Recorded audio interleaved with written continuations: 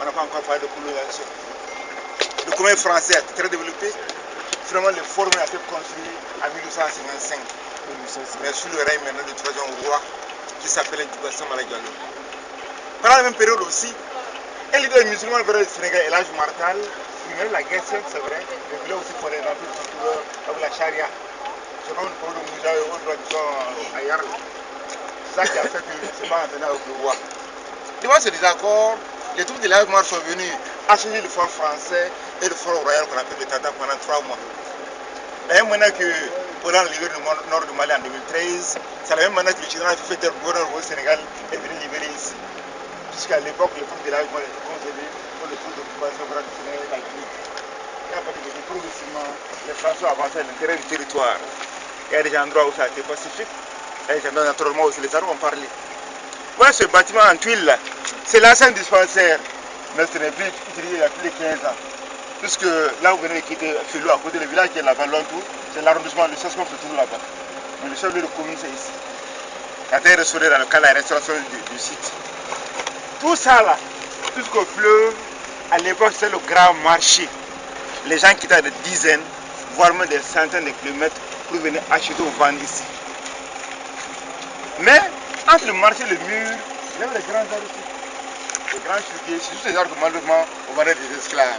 C'est parti appeler le marché des esclaves qu'on voyait ici.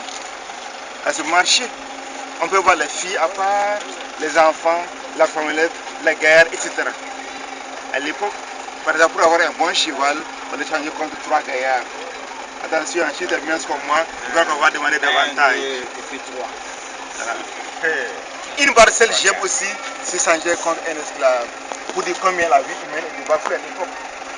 Et même quand la France a aboli l'esclavage à partir de 1848, les États-Unis en 1865 avec Abraham Lincoln, le Brésil en 1889, quand on voyait les métaux brésiliens, l'esclavage continuait bel et bien ici, mais avec la complicité des chefs locaux et leur intérêt dedans.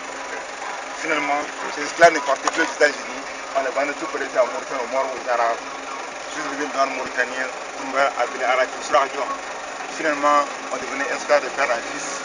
Et c'est pourquoi ce sera même le grand film de Jean-Jacques Rousseau, c'est les esclaves par nature, c'est que les esclaves contre nature. Puisque les premiers esclaves vivaient tranquillement dans le terroir avant de changer de statut.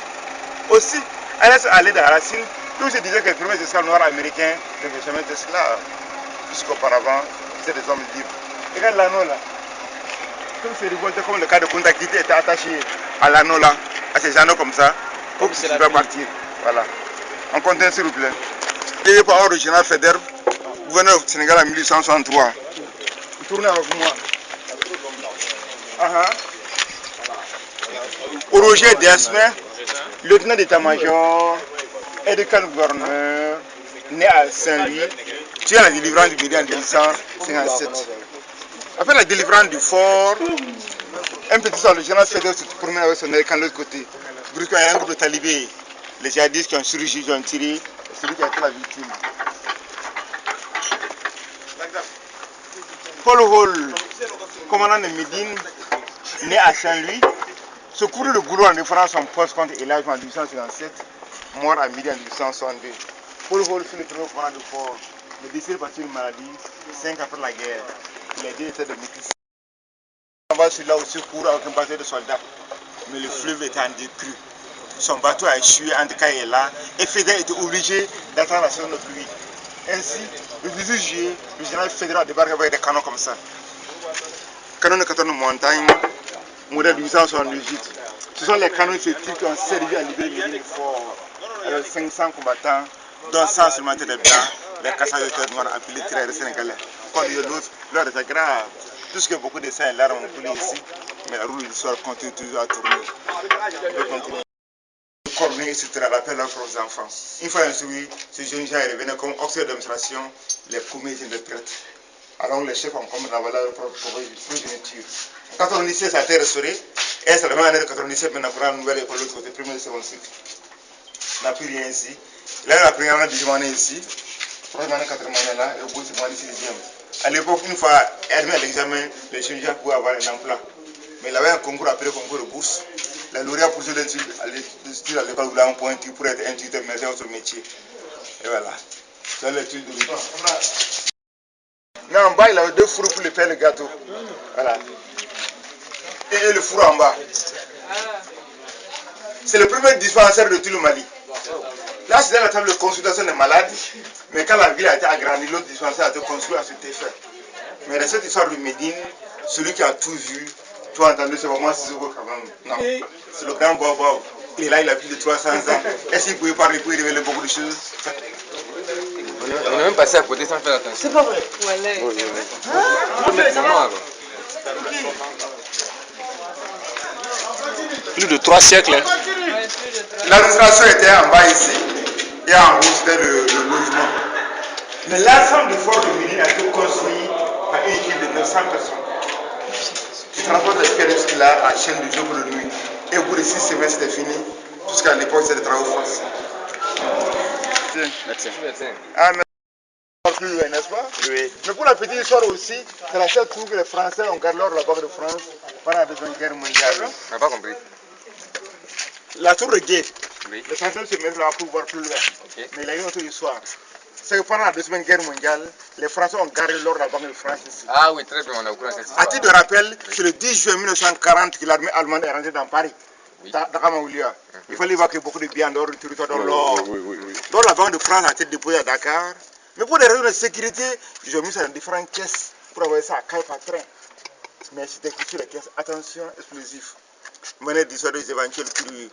Une partie a été déposée à l'hôtel police du premier arrondissement à Caille, une autre partie à l'hôtel de Rail à Caille, le reste là, le coffre-fort. Et quand la guerre a pris fin en 1945, l'or est reparti. Là, vous voyez les motos garées là, les deux bâtiments, c'est la première gare qui venait faire de tout le monde. Regardez la digue là, le train partait à Caille jusqu'au Sénégal.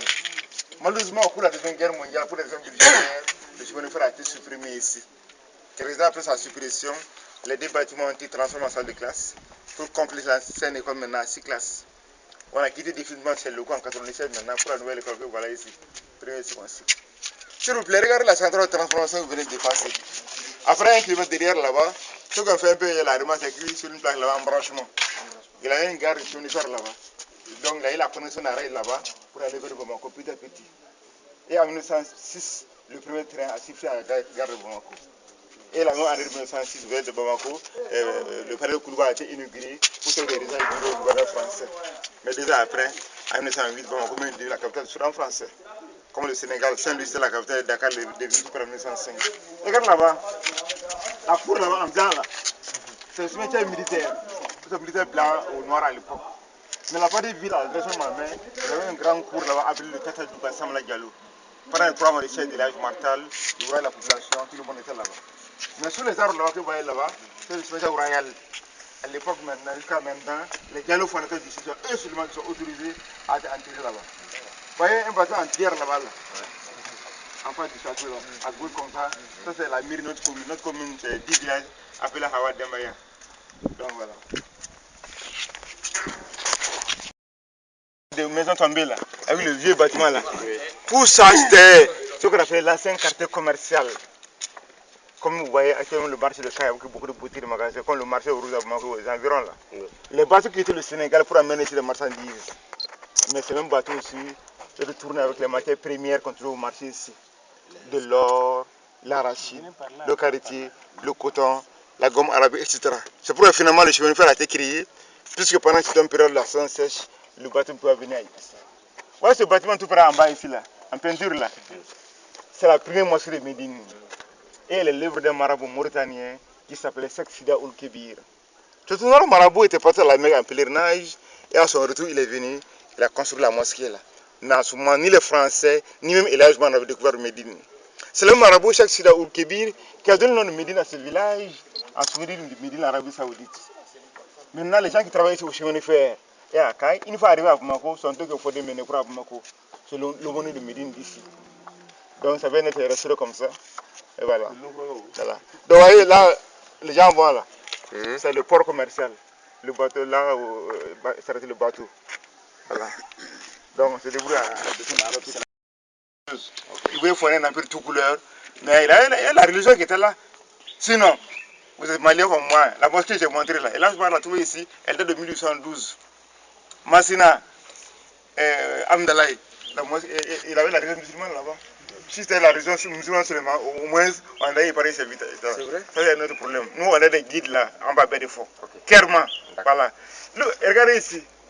Sous le colonel français Apollo Hall, défenseur de Médine, investi par élagement en 1857.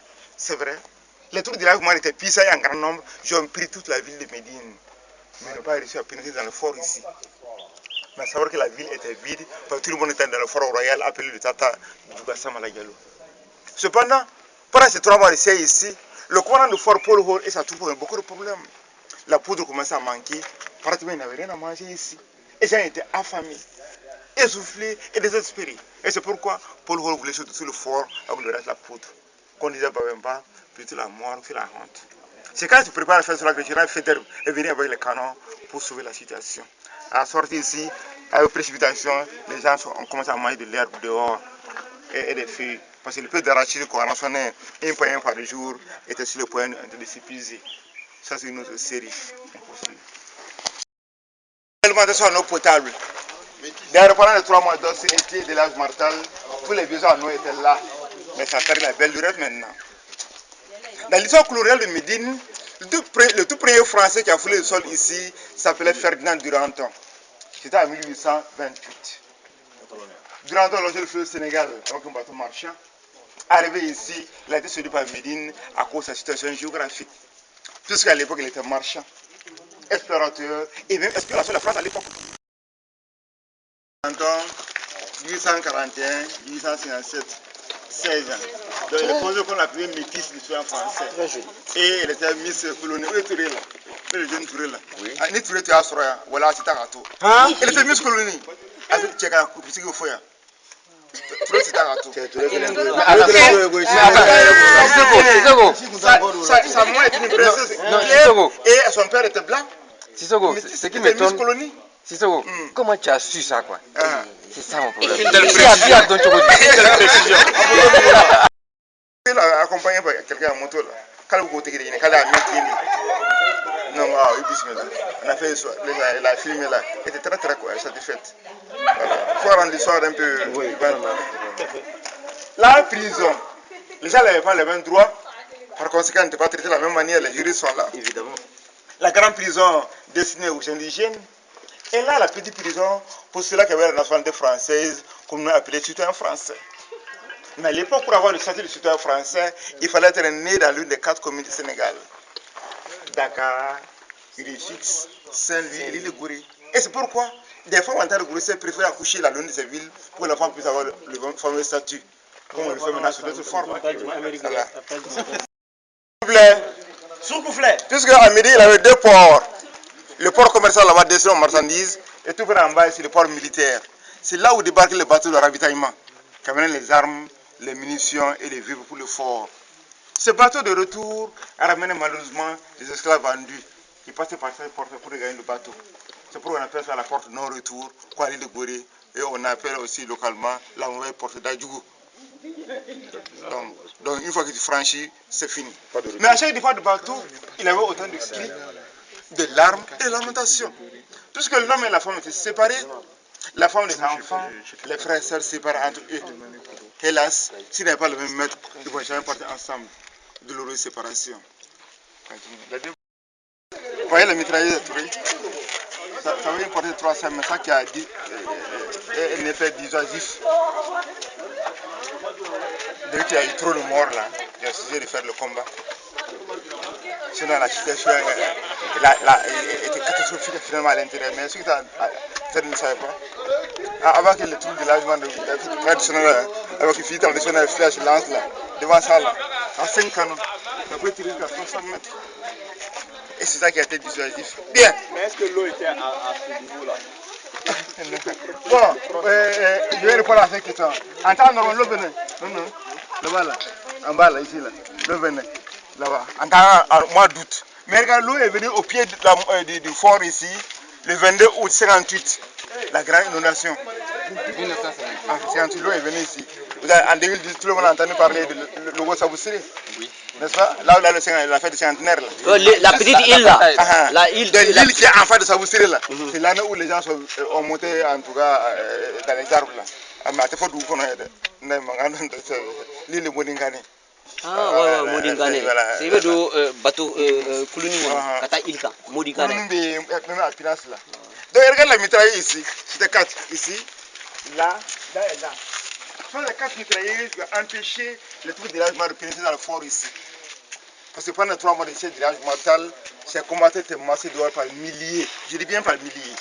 Chaque fois que quand ils attaquent le fort, avec des fusils traditionnels, des lases, etc., et un scandale à la Guerre est grand, c'est plutôt riposté violemment. Cela entraînait beaucoup de pertes en vie. Dieu n'était pas avec eux. Une fois, 2 fois, 3 fois sans succès, et sans beaucoup de pertes, ils étaient obligés de faire le sitting. En espérant que soit les Français allaient se rendre à eux, soit ils allaient mourir de faim. Évidemment, la solution allait être payante si les généraux faisaient une venir au secours. Regardez s'il vous plaît. Le fleuve tourne comme ça. La colonne que vous voyez là-bas, tu vois le fleuve. Quand le général Fédère est venu au secours avec les canons, il est monté là-bas pour voir la position du fort. Mais il a vu le drapeau français flotter sur le grand bâtiment. Il dit tiens, le fort n'est pas encore tombé. Ainsi, il a commencé à mettre en fil les canons. Ça tire de partout, de partout. Trop de morts, de morts. Il y en a qui sont jetés dans le fleuve ici. Il y a eu beaucoup de noyades. Mais ceux qui ont la chance de traverser, sur la rive droite, malheureusement pour eux, une autre troupe française attendait là-bas. Il dit mon Dieu, c'est des diables. Parce que beaucoup d'entre eux n'avaient jamais vu l'homme blanc. Ça a amerti la consternation qu'il a perdu la guerre ici. Après, il a continué avec le reste de sa troupe à Nyoro Sahel jusqu'à prier à sa mosquée là-bas. De Nyoro, il a conquis le reste de Karta, le Bilédougou. Ce gouvernement, il a disparu dans le pays de 1864 à Degemberi. Les Français ont profité de la bataille de Logo Saboussiri pour arriver à Baflawe en 1878. Il a conquis le 7 février 1881. Et Bamako, le 1er février 1883, nous avons appelé la bataille Ouéanko contre Samour Touré. 1883. Oui, l'arrivée des Français à Médine avec la bataille de Ouéanko contre Samour Touré. Après la bataille de Médine, la ville a attiré beaucoup de monde ici pour faire le commerce, l'artisanat, la pêche, l'activité lucrative. Tout ça, là, la mangrève, tout ça, c'est habité sur la colline.